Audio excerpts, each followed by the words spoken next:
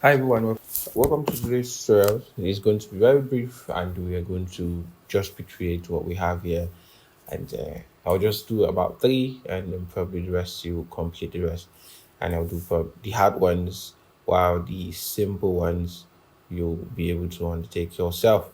So I will be doing this, then I will also do this, and probably I will touch on just this. And from the next tutorials, we'll start creating posters and flyers and things that we can basically use when it comes to designing. But for now, we're just trying to see how we can do basic shapes or shapes that are actually things that we can use. So let's get into it. So for the first instance, we'll try to create the shape. Now, there are different methods you could use in creating shapes. If you want, you could create a flower, like in previous tutorials, and how to just create a leaf. And when you create a leaf, then you could make a duplicate of it. You probably have one shape here, and the shape is like just have holes. How do I say it? You have circles, one, two, three, four circles. Then you have just leaves intercepting into that. That one can also work.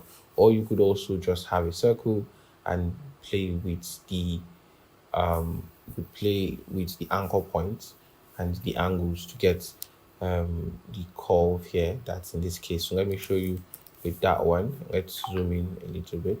As you could see my here, you see what I'm pressing or the keys that I'm using. So let's go to the ellipse tool. Let's draw the shape in this case.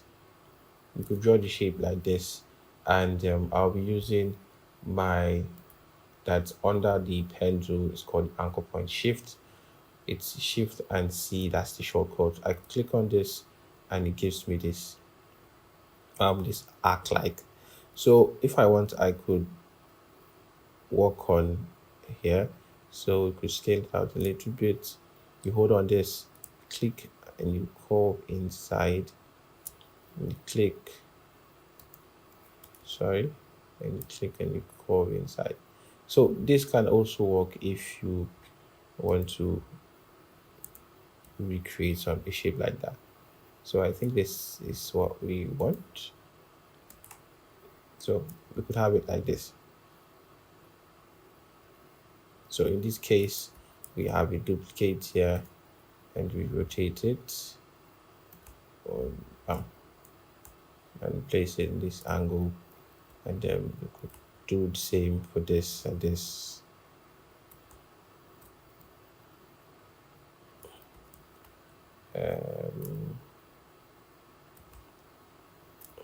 So you could do something like this, and if what it work for you, and also you could try to probably maybe just connect them. Probably have a shape that runs in between, or just run a how do I say it?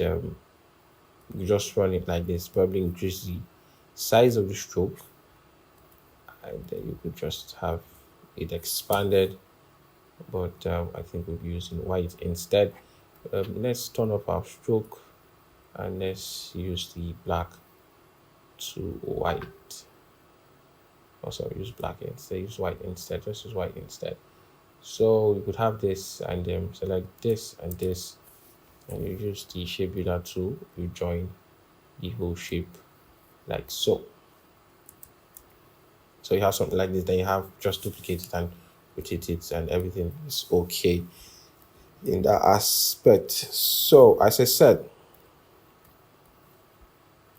you could do this, and if you want to do another method and something like that. So as long as you could just get to your result, any method you use in Adobe Illustrator will work for you. Now for this is very simple and straightforward. If you are using, so you create a shape that's a squared shape, and ensure you select the direct selection tool. Use the direct selection tool for that case. You hold on your alt and you click, and you could scale it in, and you see that it's already applied the the technique or the effect if you want to. So this is what I did. I went to direct selection tool. I hold on my alt key and I click, and then you could see that shape changed there.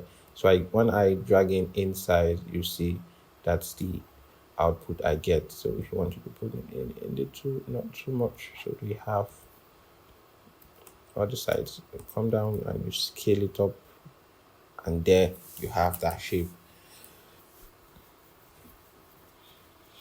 So in this case now, it's just a leaf that we did from last tutorial. So in case you have any curiosity on how to do that, you could probably check the video in the previous video of yesterday that it's actually in the description, or it's added in the card also. So I will see you in the next tutorial.